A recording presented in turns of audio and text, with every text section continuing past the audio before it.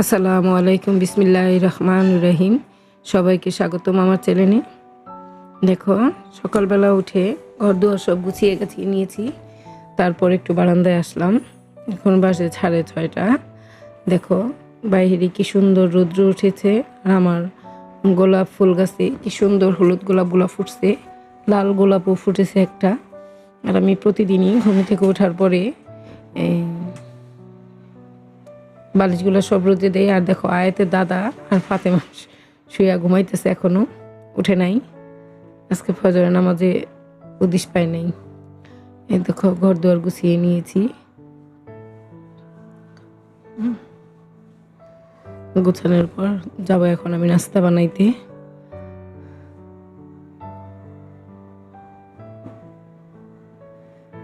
এখন আমি চলে আসলাম রান্নাঘরে। আর এই দেখো মিমো বাসায় নাই, ওবায়দুল বাসায় নাই, ঘর দুয়ারগুলো একদম ফাঁকা। সকাল উঠে আমি সবগুলো ঘর গুছিয়ে নিয়েছি। বিছানাটাও সব গোছানোই ছিল। ও বারান্দায় আসলাম। আসার পরে দেখো ফুল গাছ, এটা হলো বড় একটা মরিচ গাছ, আর এটা একটা ডাঁটা গাছ। আর দেখো বারান্দায় যে গাছগুলো হয়েছে এগুলোতে পানি দিতে আসছিলাম বারান্দায়। এখন আমি চলে যাব রান্নাঘরে। আমি রান্না বসাই দিচ্ছি। এই দেখো প্রথমেই আমার চাটা বসাইতে হয়। চাটা বসাইয়ে দিলাম। চা বসানোর পরে আমি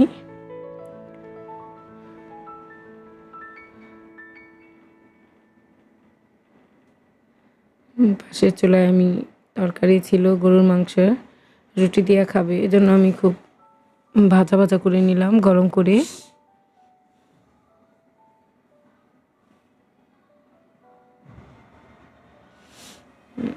তরকারি গরম হওয়ার পরে আমি রুটিটা ছেঁকে নিলাম।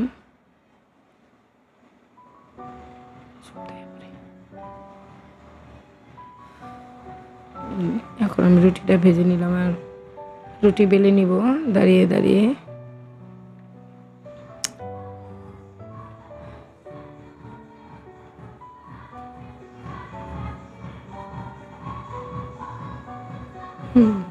রুটিটা বেলে নিয়ে তোমরা কিছু মনে করবা না, বাইরে বিয়ের অনুষ্ঠান হইতেছিল, এই জন্য গানের শব্দ আসতেছে।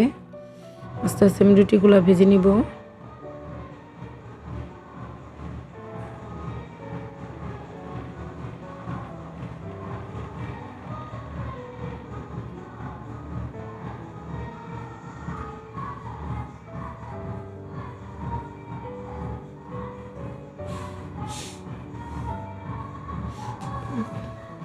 এখন আমি দুপুরে রান্নাটা বসাই দিছি।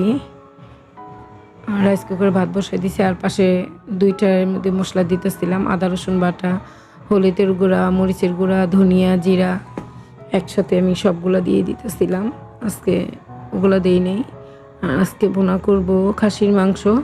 যেহেতু বাসায় কেউ নাই, দুই পদের ভুলবশত আমি দুই পদের মাংস বের করছি, খাসি আর গরুর। এই জন্য আমি দুইটাই বসাই দিলাম। এখন আর কখন ফ্রিজ থেকে বের করবো আর ছুটবো, এই জন্য আমি এটাই রান্না করে নিলাম। এক পাশে খাসির মাংস আর একটা হলো গরুর মাংস। আর মজক ছিল গরুর, সেটাও আজকে ভুনা করব। ভাত হয়ে গেছে। আর কুকারে আমি ডাল বসাই দিছি। আর দুই চুলায় আমি এক চুলায় দিব খাসির মাংস আর এক চুলায় দিব গরুর মাংস, দুটো হয়ে যাব। আর আমডাল রান্না করব। আর এই কিছু আজকের মতো এইগুলোই রান্না করব। গরু মাংসটা বসাই দিছি মেখে চোখে, বলক এসে পড়ছে। এখন এই পাশের চুলায় আমি মজকটা বসাইব। মজক এই চুলায় কড়াইতেই পেঁয়াজটা ভালো করে ভাজা ভাজা নিব না, অত ভাজা করব না, হালকা ভাজা। তারপরে আমি মশলাটা দিয়ে দিব এটার মধ্যে, আদা রসুন, হলুদ, মরিচ, ধনিয়া, জিরা সব একসাথে দিয়ে ভালো মতো কষিয়ে নিব। এটার মধ্যে একটু কষিয়ে তারপরে আমি ছোট একটা কড়াইতে বসাইব, কারণ এটা অনেক বড় হয়ে যায়, এটার মধ্যে কষাইতে ভালো হয়। এই জন্য এখান থেকে কষিয়ে নিলাম। দিয়ে দিলাম আদা রসুন বাটা,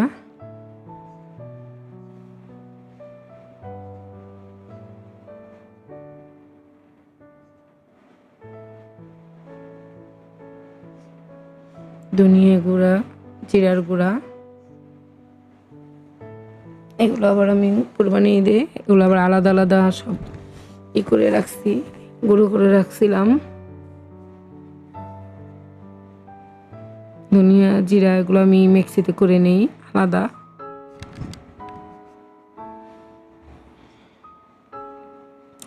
অন্য কোনো মশলা বাড়তি মশলা দিতে না করে আমার ছেলে বলে যে মা অন্য কিছু দিবা না, একদম সাধারণভাবে রান্না করবা, তাহলে খেতে ভালো লাগে।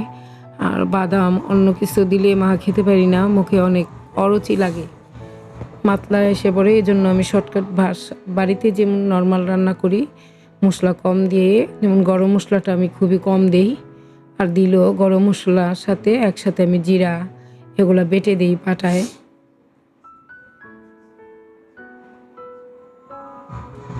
কষানোর পরে আমি একটু পানি দিয়ে দিলাম, এখন ভালো মতো কষিয়ে নিব। কারণ যেহেতু মজক, এই যে দেখো মজকটার মধ্যে একটু ভালো মতো কষিয়ে না দিলে মশলার গন্ধ বলবো। এই যে আমার গরু মাংসটা হয়ে গেছে, ভাতও হয়ে গেছে, আজকে রান্না করছি। এই যে দেখো আমার আমডালও হয়ে গেছে, আজকেও আয়াতরা বাসায় নাই, নানির বাড়ি গেছে, হয়ে গেছে আমার আমডাল।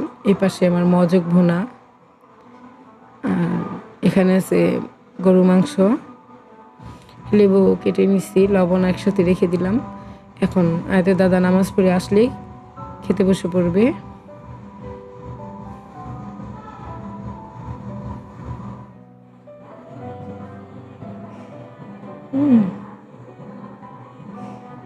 এই যে দেখো, আর আমি এই রাইস কুকারে বসিয়ে দিয়েছিলাম আরেকটা পাত্রে খাসির মাংসটা, এটা একটু এখানেই হোক, হওয়ার পরে আমি অন্য কড়াইতে ঢেলে দিব।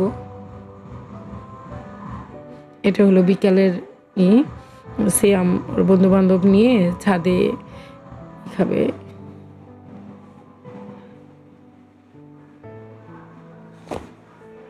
ওরা গ্রিল করে খাবে গরুর মাংস।